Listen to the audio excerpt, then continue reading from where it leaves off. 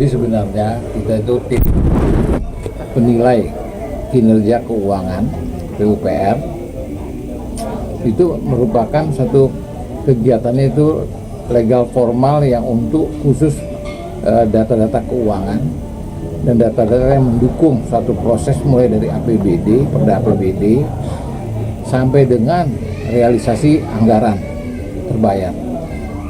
Jadi yang sangat menonjol itu di situ adalah beberapa pekerjaan yang kita sampling, ternyata termin yang diberikan itu jauh lebih besar dibandingkan dengan fisik lapangan.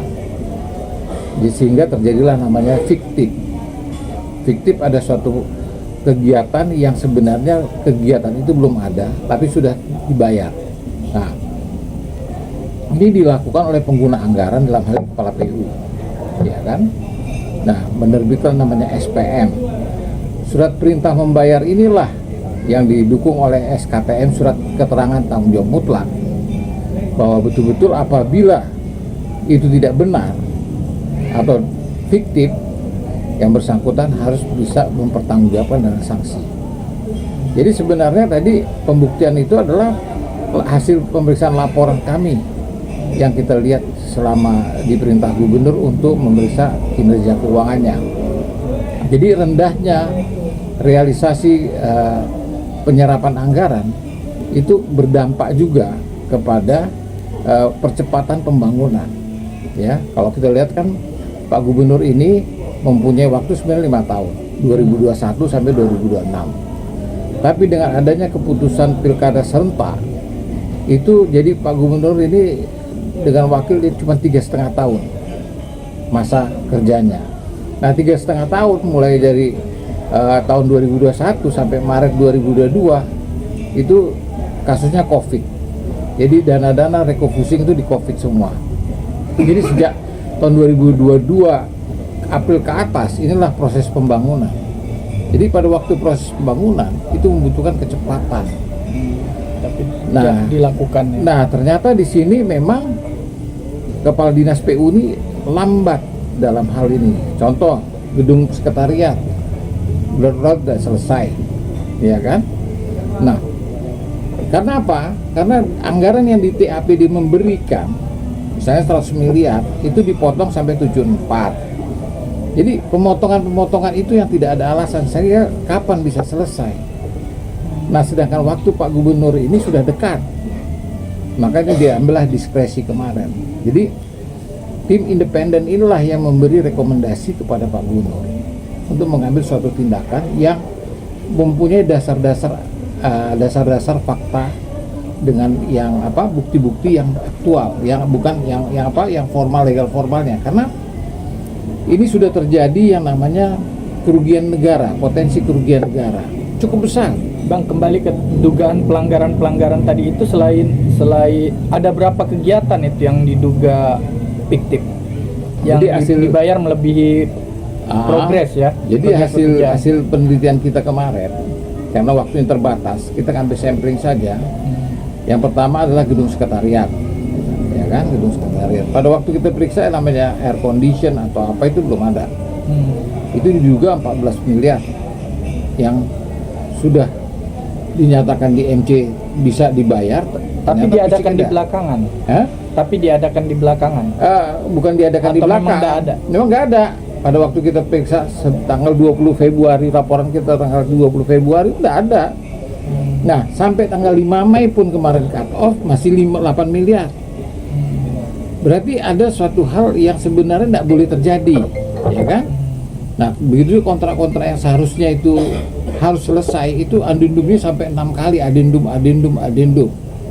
Berarti tidak punya profesional daripada teknik, ya. Ini kan udah ke masalah kompetensi orang, manajerial juga ya. Manajerialnya, ya kan? Selain pelanggaran hukum berarti tidak profesional juga. Oh, sangat tidak punya kompetensi di situ, ya kan? Pelanggaran hukum yang lain apa, Bang? Pelanggaran hukum yang lain sebenarnya kalau disiplin pegawai itu sendiri, kegiatan-kegiatan rapat-rapat TAPD dari sekian puluh kali rapat TAPD cuman 1 kali datang. Begitu juga diundang dewan. Kalau nggak salah dari 38 kali rapat cuma 1 kali datang. Jadi bagaimana caranya memanage daripada keuangan, kebijakan daripada pemerintah yang sudah masuk APBD, kalau yang bersangkutan sebagai pengguna anggaran, kepala dinas yang bersangkutan sebagai sekaligus pengguna anggaran tidak datang, itu kan akhirnya kacau. Ya akhirnya berdampak lah seperti itu. Jadi begitu juga jalan di Kota Mandiri itu, jalan dengan waktu 45 hari itu dengan anggaran 20 miliar ya. Dengan kalau kita perhitungkan hujan itu kurang lebih hampir 12 hari dari meteorologi itu cuma 33 hari. Nah, kalau kita konversi ke koefisien yang tanah yang diangkut itu tidak mungkin. Nah, itu ada terjadi anggaran yang digelembungkan. Itu sudah kita bisa buktikan, ya kan? Begitu juga dengan markup dari harga. Jadi pelanggaran-pelanggaran ini sudah, kalau dilihat sudah unsur pidananya sudah ada. Tinggal kami merekomendasikan untuk kepada Pak Gubernur, satu, ya kemarin rekomendasinya ya harus ditinjau ulang dan harus diberhentikan. Ya, yang kedua harus diperiksa, minta inspektorat atau BPKP atau BPK untuk melakukan pemeriksaan investigasi dari hasil tim penilai kinerja independen tadi. Yang ketiga, bagi yang fiktif itu sudah wajib hukumnya diserahkan ke APH, penegak hukum.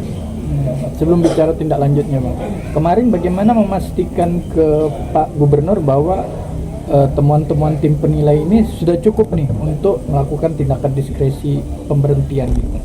Oh, sangat cukup, karena dengan proyek-proyek yang besar gitu aja sudah kelihatan terang benderang. Jadi kalau saya lihat ini kesalahannya sudah sangat transparan sekali.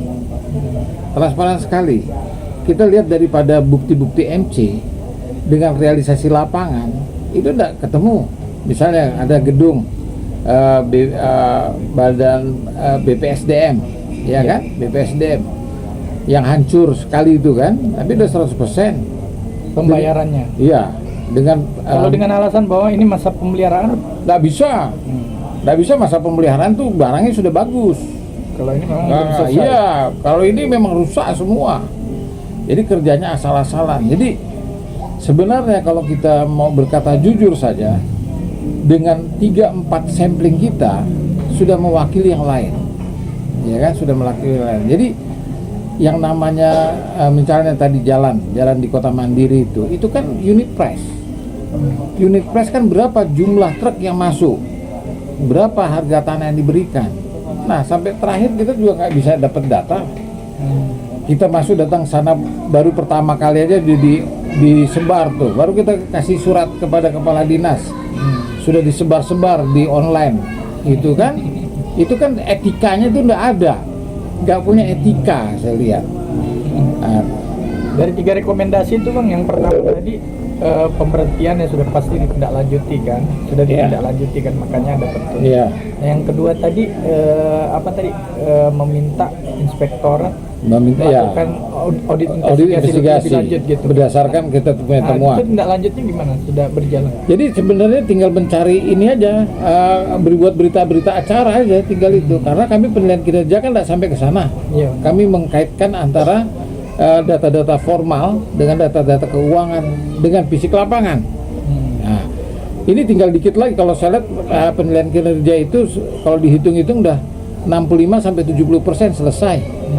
Tinggal melaksanakan investigasi dalam hal membuat berita saja. Nah, sedangkan untuk pengeluaran yang fiktif, ya kan, fiktif itu fisiknya misalnya 60%, dibuat 100%, itu 40% fiktif. Nah, kalau fiktif itu sudah kerugian negara, ya kan? Nah, itu udah perbuatannya sudah ada. Perbuatannya apa? Memalsukan data yang sebenarnya. Yang kedua, terjadinya pengeluaran uang yang tidak ada fisiknya. Ya kan? Ketiga, memperkaya diri sendiri atau orang lain. Rekomendasi ketiga kan pelaporan ke APH. Itu ditindaklanjuti juga nanti. Harus ditindaklanjuti. Karena kalau tidak ditindaklanjutin itu akan terbuka indikasi terus. Kerugian negara berapa besar kira-kira? Kalau yang jalan dari di KBM Dari kurang lebih semua temuan-temuan Oh. kemarin. kalau semua temuan kemarin kurang lebih hampir 42 miliar. 42 miliar. Iya, 42 miliar. Iya, dari APH itu sendiri tinggal inspektorat, Pak Gubernur, ya tinggal masukkan aja. Artinya bahwa ini indikasi pelanggaran administrasi kecil kemungkinan ke sana ya. Administrasi itu memang ada, ya macam dia buat sesuatu kan administrasi itu kan harus betul-betul dihubungkan dengan real yang ada, fisik yang ada. Jadi administrasi itu dia membuat berita acara. Berita acara di fisik lapangan sebenarnya itu pekerjaan 65% taruh. Iya. Tapi dibuat di berita acara itu 100%. Nah inilah selisihnya, itulah namanya fiktif.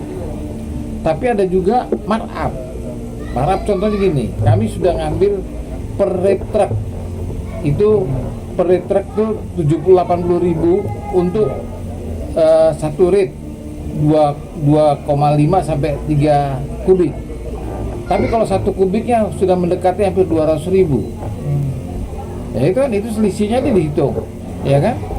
Nah, itulah yang diperdalam di pemeriksaan investigasi. Artinya Bang, mekanisme pengembalian indikasi kerugian negara itu tidak mungkin dilakukan ya, untuk apa yang ditemukan. Ada kemungkinan bisa masuk itu, tapi itu sebagai pengurang daripada sanksi pidana. Jadi pengembalian Pidananya tidak tetap. karena perbuatan itu, karena negara sudah dirugikan dalam hal ini, ya kan? Apalagi peristiwanya kan per 31 Desember 2022. Sekarang bulan apa? Ya kan? Artinya sudah lewat tahun anggaran kan? Sudah dia sudah terkat, semuanya sudah dianggap seakan-akan itu sudah 100%. Padahal ternyata tidak. Ya, maksudnya yang temuan-temuan tadi ini kan setelah tutup tahun anggaran kan? Ya, ya kita periksa kan di Februari 2022. Februari 22. Nah itu deviasinya sudah besar. Terus kita track lagi ke Mei. Kemarin teman-teman dari PU tuh lihat berita acaranya, tetap masih ada sisa 8,4 miliar. Kita segera saja untuk mengantisipasi supaya tidak terjadi kerugian negara yang berkepanjangan. Tim investigasi itu Pak Gubernur untuk lakukan perintah untuk melakukan pemeriksaan inspektorat. Kalau yang fiktif serahkan saja kepada penegak hukum. Selesai kan? Iya.